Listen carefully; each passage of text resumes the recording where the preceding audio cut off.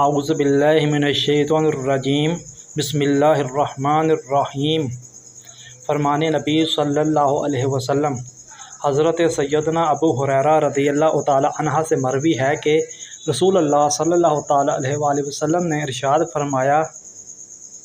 جب کوئی آدمی اپنی بیوی کو بستر پر بلائے اور وہ عورت نہ آئے،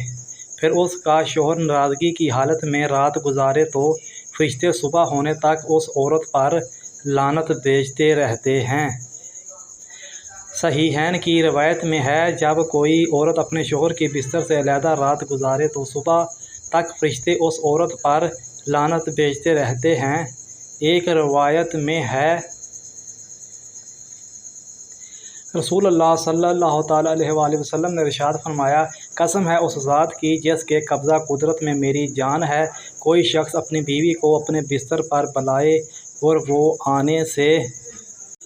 انکار کر دے تو آسمان والوں کا مالک یعنی اللہ عز و جل اس عورت سے اس وقت تک ناراض رہتا ہے جب تک کہ اس کا شوہر اس سے راضی نہ ہو جائے۔